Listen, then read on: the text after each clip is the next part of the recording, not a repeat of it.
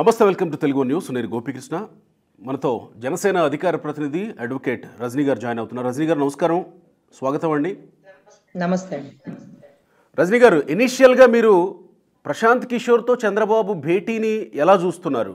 బహుశా ఇది మీ అధినేతకి తెలిసి జరిగిందో తెలియక జరిగిందో, ఇంకా మీ అధినేత స్పందిస్తే కానీ తెలియదు. మీరు ఎలా చూస్తున్నారు అధికార ప్రతినిధిగా? సార్, అధికార ప్రతినిధిగా మా ఏదైతే పవన్ కళ్యాణ్ గారు ఎప్పుడూ ఒక గొప్ప నాయకుడు అనుకుంటాం, మిగతా వాళ్ళందరూ రాజకీయ నాయకులు అనుకుంటామండి. సో ఏదైతే ప్రశాంత్ కిషోర్ గారు ఇప్పుడే కదండి ఈ నిర్ణయం తీసుకుంది, గత 6 నెలల క్రితం 7 నెలల క్రితము కూడా ఒక మాట విన్నాము. ఎప్పుడు సంక్షేమాలు అంటే అభివృద్ధి కూడా ఆలోచించాలి. సంక్షేమాలతోనే రాష్ట్రం వెనకడుగు వేస్తూ ఉంటే, అభివృద్ధి అనేది లేకపోతే రాష్ట్రం సంక్షోభంలోకి వెళ్ళిపోతుంది అంటూ ప్రశాంత్ కిషోర్ గారు ఒక మాట అన్నారు.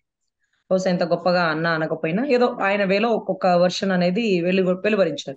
సో తద్వారా రాష్ట్ర ప్రజలకి అర్థమైంది ఏంటంటే, జగన్మోహన్ రెడ్డి అభివృద్ధి చేయట్లేదు అని ప్రశాంత్ కిషోర్ గారు తెలపకనే తెలిపారు అన్న విషయాన్ని అర్థం చేసుకున్నాను. పేరు ప్రస్తావించకపోయినా. అవునండి. సో నాకు అది తెలిసినటువంటి విషయం ఏంటంటే, ప్రశాంత్ కిషోర్ గారు గెలిచే పార్టీ వైపు వెళ్తారా, లేకపోతే ఆయన వెళ్ళిన పార్టీ గెలుస్తుందా? సో గతంలో కూడా చాలా సలహాలు ఇచ్చారు. అందరూ అంటున్నారు ఈ టైంలో కలిసారేంటి ఇంత షార్ట్ టైంలో అంటే, ఆయనకు కావాల్సింది షార్ట్ టైమే. ప్రశాంత్ కిషోర్ గారు ఎప్పుడు గారు షార్ట్ టైంలోనే కలుస్తారు. గతంలో మనకు తెలిస్తే వివేకానంద రెడ్డి గారి కేసు కూడా 100 రోజుల్లోనే జరిగిపోయింది. కోడికత్తి సీన్ కేసు కూడా ఆ మూమెంట్ లోనే జరిగిపోయింది. అంటే మనకు ఆలోచించుకునే టైం ఇవ్వరు. ఏదో జరిగిపోతుంది, అది దేని వల్ల అనేది మనకు తెలియదు. అంతా తెలుసుకునే లోపు ఎలక్షన్ అయిపోతుంది. మనం సానుభూతితో ఓట్లేసేస్తాం, ఓదార్పుతో ఓట్లేసేస్తాం, విజయమ్మ గారు కన్నీటితో ఓట్లేస్తాం, షర్మిలమ్మ గారు అనర్గళమైన స్పీచ్ తో ఓట్లేస్తాం. ఎలక్షన్ అయిపోయాక వాళ్ళిద్దరు వెళ్ళిపోతారు. అమ్మగారు రాజీనామా చేసేస్తారు. రాష్ట్రం రావణ కష్టం అయిపోతుంది. రాష్ట్రానికి భవిష్యత్తు లేని పరిస్థితి అయిపోతుంది. వీటన్నిటికీ ప్రశాంత్ కిషోర్ గారి స్క్రిప్ట్ ఉంటది, దొంగ ఓట్లలోను లేకపోతే మిగతా వాటిలోను. అటువంటి ప్రశాంత్ కిషోర్ గారు ఇప్పుడు టీడీపీ పార్టీ అయినటువంటి చంద్రబాబు గారితో ఎందుకు భేటీ అయ్యారు? ఒకటి, తన తప్పు తాను తెలుసుకున్నారా, లేకపోతే రాష్ట్ర భవిష్యత్తులో నా పాత్ర కూడా ఉండాలి అనుకున్నాడా, లేకపోతే జగన్మోహన్ రెడ్డి గారు ఓడిపోతున్నారన్న సంకేతాన్ని ఇవ్వడం కోసం ఒకసారి భేటీ అయ్యారా? భేటీ అయ్యి ఇక రానున్న కాలంలో కలిసే ప్రయాణం చేస్తారా, కలిసి సలహాలు మాత్రమే ఇస్తారా, దగ్గరుండి జగన్మోహన్ రెడ్డి గారిని ఓడిస్తారా? ఇవన్నీ వైసీపీ పార్టీలో మెదులుతున్నటువంటి ప్రశ్నలండి. వైసీపీలోనే కాదు, సాధారణ ప్రజల్లో కూడా ఈ ప్రశ్నలు ఉంటాయి. మీరు ముందు చెప్పినవన్నీ ఇలా కదా ప్రశాంత్ కిషోర్ని గతంలో మాట్లాడారు. ఇప్పుడు వచ్చి ప్రశాంత్ కిషోర్ మీతోనే మళ్ళీ కలిసి పనిచేస్తామంటే ప్రజలకు వచ్చే అనుమానాలే కదా ఇవన్నీ మీరు అన్నవి కూడా. సార్, ప్రశాంత్ కిషోర్ గారు ఇప్పుడు ఏమీ చేయాల్సిన పని లేదండి. నోరు తెరిచి నిజాలు చెప్తే చాలు. పింక్ డైమండ్ ఏమైంది? నేను అదే అంటున్నా, చెప్తారా? ఇప్పుడు ఆయన అంత తరోగా వచ్చారు అని అంటే చెప్తారా? సార్, ఎదురు బదురు కూర్చొని మాట్లాడుకోవాల్సిన పరిస్థితి వచ్చిందంటే పీకే గారిని ఎందుకు పిలిపించారంటే అనే దానికంటే మీరు తెలుసుకోవాల్సిన ముఖ్యమైన విషయం, పీకే గారే చంద్రబాబు గారితో కలవాలని నిర్ణయించుకున్నారు. పీకే గారే చంద్రబాబు గారి అపాయింట్మెంట్ తీసుకున్నారు. పీకే గారికి చెప్పిన మాట యువగళం తర్వాత కలుద్దామన్నారు. యువగళం అయిపోయిన తర్వాత కలిశారు. ఇప్పుడు వరకు సుమతి, కాలమతి, మందమతి అనే చేపల కథలో చాలా మంది సుమతిలాగా ముందుగానే గోడ దూకి వెళ్ళిపోయారు. ఇప్పుడు కాలమతిలాగా ఎప్పుడైతే ప్రశాంత్ కిషోర్ గారు చంద్రబాబు గారితో భేటీ అవ్వడము, యువగళంలో 4 సింహాలు ఒకేసారి కనపడడం, దీని తర్వాత కాలమతిలాగా గొప్ప నిర్ణయాలు తీసుకొని కాలానుసారంగా పార్టీని జంప్ చేసే పరిస్థితి ఉంది. సో పార్టీని భూస్థాపితం చేయాలన్నా, అసలు పార్టీ గెలవదని సంకేతం ఇవ్వాలన్నా సరే, కేవలం ప్రశాంత్ కిషోర్ ఇక్కడ కనపడాల్సిన వ్యక్తి అక్కడ కనపడితేనే భయభ్రాంతులకు అయిపోయే పరిస్థితి. అదే రకంగా సెంట్రల్ అన్ని రకాలుగా అనుగుణంగా జగన్ గారితో కలిసి పనిచేసింది అనుకున్న సెంట్రల్ ఈ రోజు కొద్దో గొప్ప నాయకుడు పక్షాన, నాయకుడు నా వెనకాల ఉన్నాడని సంతోషపడుతున్నానంటూ మొన్నటి రోజు మోడీ గారు ఇచ్చినటువంటి సంకేతం. మరి మోడీ గారు మా వెనకాల ఉన్నారని మేము ధైర్యపడ్డాం, కానీ మోడీ గారే నా వెనకాల చంద్రబాబు, అదేంటి నా వెనకాల బాబులకే బాబు కళ్యాణ్ బాబు ఉన్నాడని సంతోషపడితే మాకు ఆశ్చర్యం వేసింది. సో ఖచ్చితంగా రానున్న కాలంలో రాష్ట్ర ప్రజలకు ఒక అద్భుతమైన మెసేజ్. ఏ పార్టీ గెలవబోతుంది అంటే మీరు అన్నమాట, ప్రశాంత్ కిషోర్ ఎక్కడుంటే పార్టీ అక్కడ గెలుస్తుందని. సో ప్రశాంత్ కిషోర్ గారు టీడీపీ జనసేన కూటమితో కలవబోతున్నారు. ఆయనంతటా ఆయన కలవాలని అనుకున్నారు. తొందరలోనే కలవాలి అని ఒక స్క్రిప్ట్ లో ఇప్పుడు కలిశారు యువగళం తర్వాత. సో తనంతట తానే కలవాలి అనుకోవడానికి కారణం ఏంటనుకోవాలి అంటున్నా. అఫ్కోర్స్ అండి, ఇప్పుడు తెలుసో తెలియకో తప్పు చేసాం, తప్పు దిద్దుకోవాలని అనిపించిందేమో, మరి అనిపించకూడదా? ఏమి పరివర్తన ఉండకూడదా? మారు మనసు పొందకూడదా? ఏం పాపం? మారు మనసు పొందుతాను అని అనుకుంటున్నాడేమో. ఎందుకంటే గతంలో చిన్న ఆయన మర్డర్ కేసు కానీ, కోడికత్తి కేసు కానీ ఇవన్నీ తీసేస్తే సంక్షోభం అంటే సంక్షేమ పథకాల పేరుతో రాష్ట్రాన్ని సంక్షోభంలో నెట్టేస్తున్నాడు. అకౌంట్ లో ఉన్నటువంటి మినిమం బ్యాలెన్స్ కూడా డ్రా చేసి పడేస్తున్నాడు.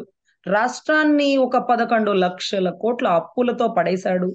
సో వీటన్నిటికీ కారణం నేను దగ్గరుండి జగన్మోహన్ రెడ్డిని గెలిపించడం అనే ఉద్దేశమేమో.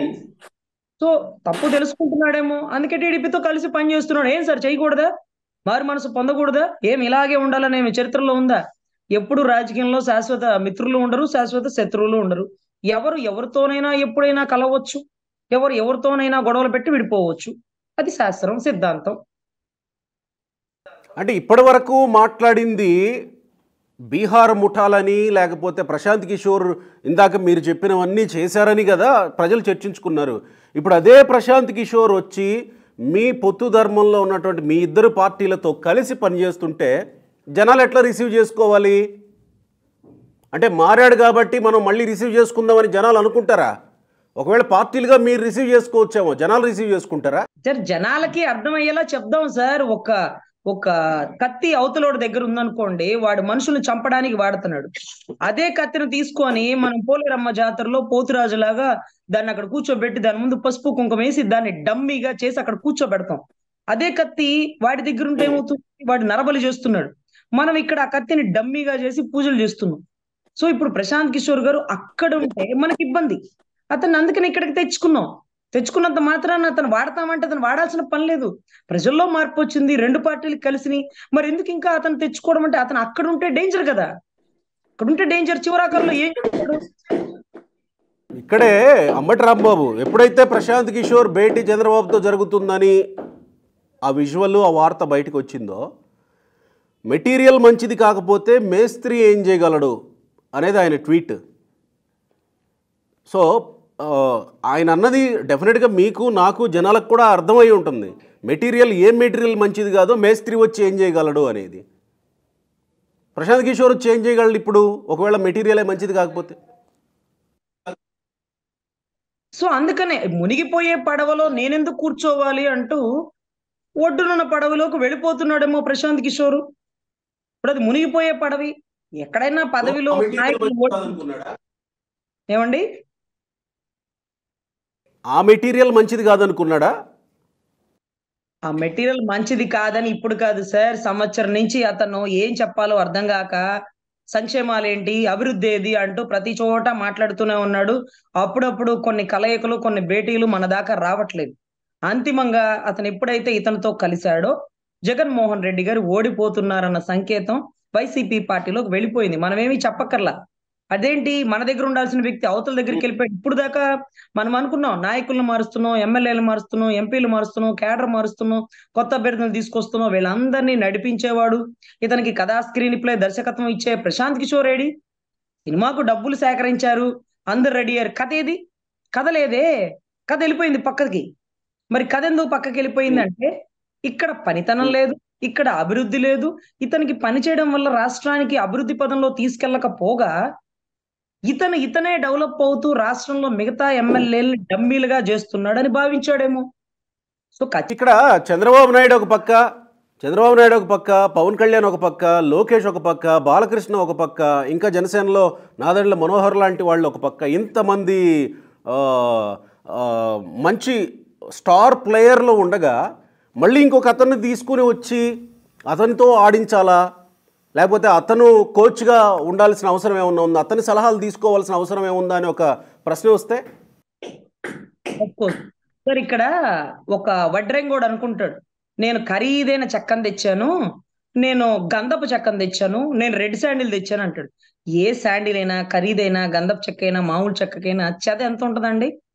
అటువంటి చెదని దానికి పట్టకుండా మనం ప్రికాషన్స్ తీసుకోవాలంటే ఖరీదైన గంధపు చెక్కనే కాదు కొనడం, వాటికి సంబంధించిన ఏది స్ప్రే ఉంటుంది కదా, అది కూడా కొనాలి అనే పరిస్థితి అండి. ఇప్పుడు పెద్ద పెద్ద నాయకులు ఒక పక్కన ఉన్నారండి, మంచి వాళ్ళు మంచే చేస్తారు, కానీ మంచి 100 అడుగులు వేస్తుంటే చెడు 1000 అడుగులు ముందుకు వెళ్ళిపోతుంది.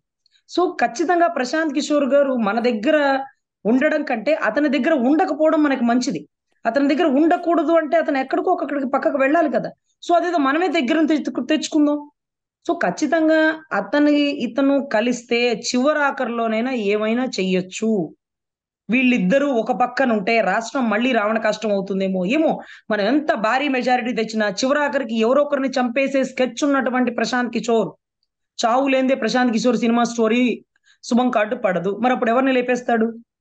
సో ఎవరిని లేపేస్తాడో భయపడుతూ ప్రశాంత్ కిషోర్ గారు ని మన దగ్గర పెట్టుకోవడమే మంచిది. ఎందుకంటే అక్కడ ఉంటే చాలా. మరి మీ దగ్గరుండి అలాంటి పనులు చేయరా? మీ దగ్గరుంటే శుద్ధపూసా? సార్ మా దగ్గర వచ్చింది ఆయనంతటా ఆయనే వచ్చాడు. ఆయన తప్ప ఆయన తెలుసుకున్నాడు. రాష్ట్ర అభివృద్ధికి నేనే పాటుపడతానన్నాడు. ఎలక్షన్స్ లో ఆయన ఏమీ చెయ్యనక్కర్లేదు. ఆయన ప్రశాంతంగా ప్రశాంత్ కిషోర్ లా కూర్చుంటే మా దగ్గర చాలు. పక్కనోడికెళ్ళి చెడు సలహాలు ఇవ్వకుండా ఉంటే చాలు. మాకు ఇవ్వాల్సినటువంటి మంచి సలహాలు ఏమీ లేవు. ఎందుకంటే రెండు పార్టీలు ఏకమయ్యాయి, రాష్ట్ర ప్రజలు మమేకమయ్యారు. సో కొన్ని ఓట్లను ఎలా ప్రభావితం చేయాలి, లేకపోతే ఎలక్షన్ గ్రాఫిక్స్ ఎలా ఉంటాయి అనేది ఇది ఒక సర్వే ఉంటది కదా. ఆయన సర్వే ఆయనకు ఉంటది కదా. సో మనము ఎవరిని తక్కువ చేయకూడదండి. ఒక పెద్ద ఎంబీబీఎస్ డాక్టర్ సార్, ఒక ఎంబీబీఎస్ డాక్టర్ ఒక ఆర్ఎంపీ డాక్టర్ చేయొచ్చేమో కదా. ఇప్పుడు ప్రాయశ్చిత్తం చెంది తన తప్పును తాను తెలుసుకొని తను రియలైజ్ అయ్యి వచ్చాడు. తను చేసిన తప్పేంటో ప్రజలకు క్షమాపణ చెప్పకపోయినప్పటికీ ఇంకేదో చేయడం ద్వారా, ప్రతిపక్ష పార్టీలకు ఉపయోగపడడం ద్వారా అది ప్రాయశ్చిత్తం చేసుకోవడానికి వచ్చాడని అనుకోవాలా? సార్ తప్పుడు వ్యక్తుల దగ్గర ప్రశాంత్ కిషోర్ ఉండదలుచుకోలేదు. అఫ్ కోర్స్ అదే రకంగా గెలిచే పార్టీ ఏదైతే ఉందో తను ఎక్కడికి వెళ్తే ఆ పార్టీ గెలుస్తుందన్న సంకేతాన్ని రాష్ట్ర ప్రజలకు ఒక మెసేజ్ లాగా ఇచ్చాడు. తనంతట టీడీపీ పార్టీని కలవాలి అని అనుకున్నాడు. So what's going on? Right అండి. ఇంకా భేటీ తర్వాత ఏమొస్తాయో చూద్దాం. మళ్ళీ ఒకసారి మీతో మాట్లాడే ప్రయత్నం చేస్తాను. థ్యాంక్ యూ ఈ అంశానికి సంబంధించి.